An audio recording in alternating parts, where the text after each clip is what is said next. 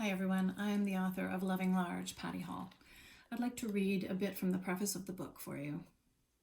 It's called Becoming More Than Mom.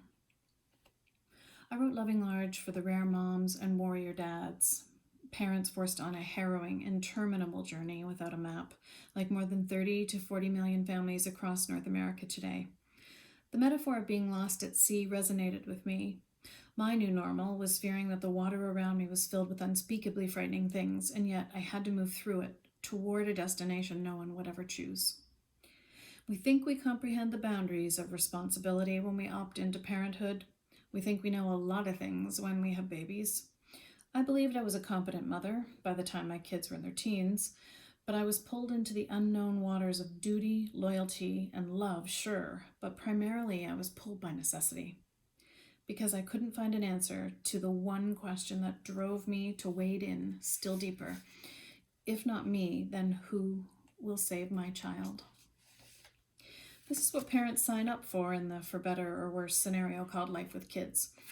I was so far out of my depth that I wondered how I would survive without a map or without the ability to read the stars.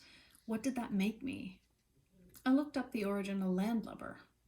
Was it really, as depictions of pirates portray, just land lover mispronounced, its edges rounded by windswept, ruddy seamen who cared less for diction than for drink? Did it mean landsmen, those who've never been to sea? Was it a jab at someone who really should have stayed on land? Or was it an aptly applied label that centuries of usage had morphed into a stigma, a slag?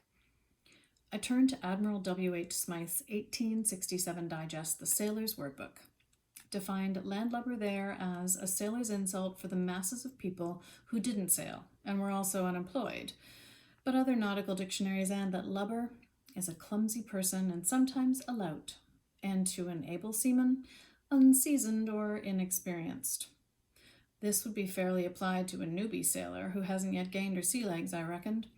A landlubber could be just a person who tipped and wobbled on the vessels that were keeling. I've been that landlubber. Was she, am her. I was the sailor, the mother, the woman who found herself adrift, the one who lost her moorings.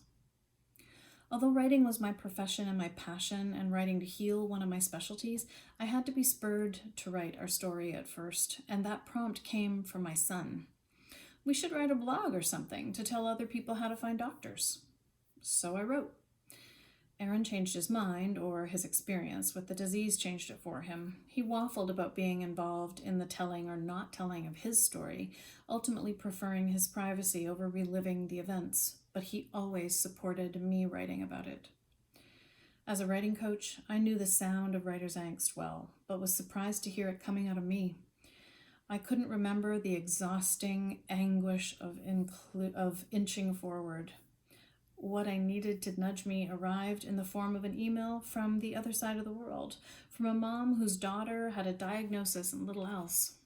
I saw myself in another plaintive, competent, frantic mother who I thank for the published outcome. Erin had presented with sore knees.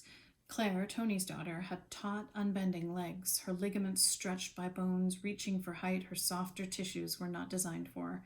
My story gave Tony the knowledge that she could endure and her child would survive. Tony was magnificent. She was a medical superhero for Claire. I wrote as if Tony would be my reader. Loving Large may be my book, but it is also your story, every parent's story. You don't need to feel alone anymore. We're solo on the voyage, but never alone in feeling lost. Adrift at sea together, we endure because love calls us forward, and so we wade on into the dark.